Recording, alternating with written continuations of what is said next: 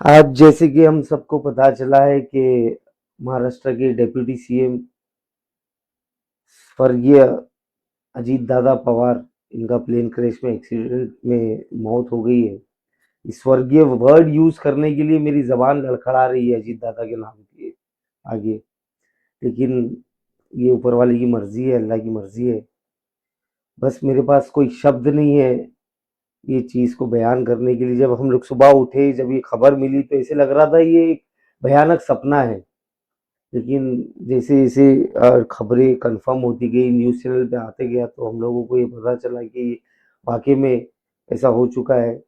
मैं तो ये बोलूँगा कि ये सिर्फ उनकी पार्टी, राष्ट्रवादी पार्टी का ही नुकसान नहीं है, ये पूरे महाराष्ट्र का, बल्कि पूरे हिंदुस्तान की राजनीति का एक बहुत बड़ा लॉस है, जिसकी शायद कोई भरपाई नहीं हो सकती। क्योंकि अजीत दादा पवार एक ऐसे शख्सियत थे जो काम करने में उनकी महारत थी, जो एडमिनिस्ट्रेटिव पावर, जो एडमिनिस्ट्रेशन से काम करवा सकते थे वो शायद किसी नेता में वो धमक नहीं है।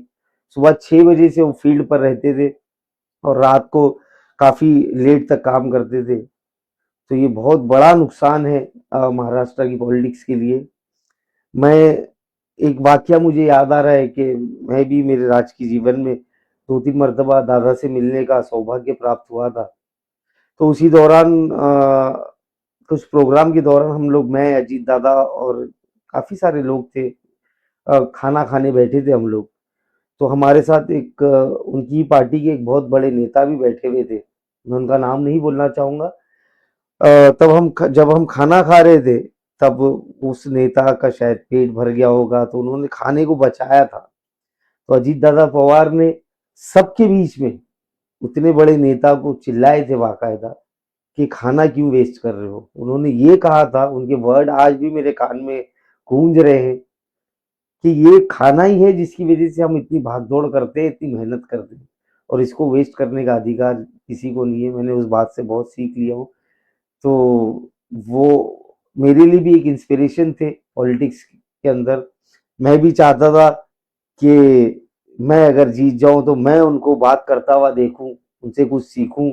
उनकी जो शैली थी, जो बेझिझक बात वो करते थे, होने वाले काम को ही हाँ बोलते थे और नहीं होने वाले काम को डायरेक्ट विदिन अ सेकंड मना करते थे। तो ऐसे नेता की भरपाई नहीं हो सकती।